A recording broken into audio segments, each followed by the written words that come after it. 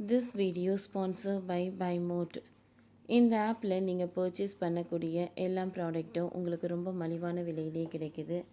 இதில் நிறைய offers and coupons provide பண்ணுறாங்க.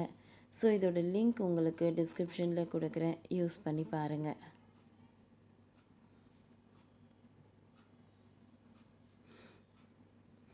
தங்கம் பாயும் நதி இந்தியாவில் எங்கு இருக்கு தெரியுமா? இந்தியாவில் தங்கம் பாயும் நதி ஒன்று இருக்கிறது.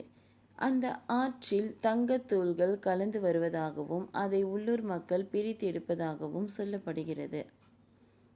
இந்த நதிக்கு சுபர்ண ரோகா என்று பெயர்.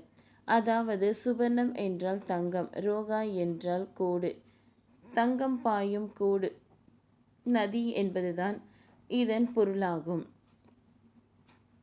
ஜார்க்கண்டில் தொடங்கி உத்தரகாண்ட், மேற்கு வங்கம் மற்றும் ஒடிசா என 4 மாநிலங்களில் 747 கிலோமீட்டர் தொலைவுக்கு இந்த நதி பாய்கிறது. இந்த நதியின் நீருடன் தங்கத்தூள்கள் பாய்ந்து ஓடுவதாகவும் அதை வடிகட்டுவதன் மூலம் தங்கத்தை தேடி கண்டுபிடிக்கலாம் என்றும் உள்ளூர் மக்கள் சொல்கிறார்கள். பூமியின் அடியில்தான் தங்கம் இருக்கும். இந்த வகையில் பூமியின் அடியிலிருந்து ஊற்றாக பெருக்கெடுத்து காடு, மலை எல்லாம் சுற்றி தங்கத்தை இந்த நதி கொண்டு வந்து சேர்க்கிறது. இதற்கு பின்னால் புராண கதை ஒன்று இருக்கிறது. மகாபாரத காலத்தில் பாண்டவர்கள் காட்டில் வசித்த போது குந்தி தேவிக்கு தாகம் எடுத்தது. அந்த நேரத்தில் அருகில் எந்த நீரும் இல்லாததால் அர்ஜுனன் தனது வில்லால் ஒரு அம்பை செலுத்தினான். அது பாய்ந்த இடத்திலிருந்து நீர் ஊற்றாக பெருக்கெடுக்க தொடங்கி இருக்கிறது. இப்படி வந்த நீரில் தங்கமும் கலந்து வந்து விட்டதாக சொல்லப்படுகிறது.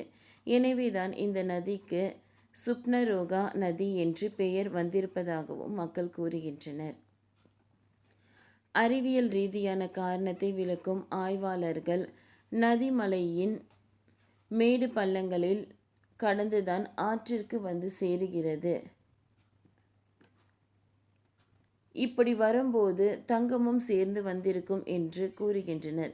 இப்படி இருப்பினும் இந்த நதி உள்ளூர் மக்களால் மிகுந்த மரியாதைக்கு உரியதாக பார்க்கப்படுகிறது.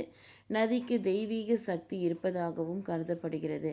இந்த நதி ஜார்க்கண்ட் மாநிலத்தில் உள்ள ராஞ்சியின் அருகே உள்ள நக்ரி பீடபூமி பகுதியில் உருவாகிறது. இந்த நதியின் நீர் விவசாயம், குடிநீர் மற்றும் மின்னாற்றல் உற்பத்தி போன்ற பல துறைகளில் முக்கிய பங்கு வகிக்கின்றன. இந்த நதிக்கரையில் வாழும் மக்களின் பிரதான தொழிலாகவே தங்கம் சேமிப்பு இருக்கிறது.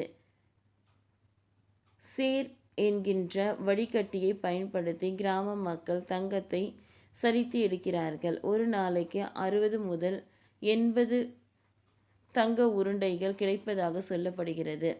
இதெல்லாம் ஒரு பருக்கை அரிசி அளவுக்கு அல்லது அதைவிட சிறிதான அளவில்தான் இருக்கின்றன. மக்கள் தங்கம் எடுக்கிறேன் என்ற பெயரில் நதிக்கரை நீரை அதிகம் மாசுபடுத்துவதாக புகார்கள் எழுந்துள்ளன. ஓகே ஃப்ரெண்ட்ஸ், இந்த வீடியோ உங்களுக்கு யூஸ்ஃபுல்லாக இருந்ததுன்னா லைக் பண்ணுங்கள், ஷேர் பண்ணுங்கள், சப்ஸ்கிரைப் பண்ணுங்கள். தேங்க்யூ.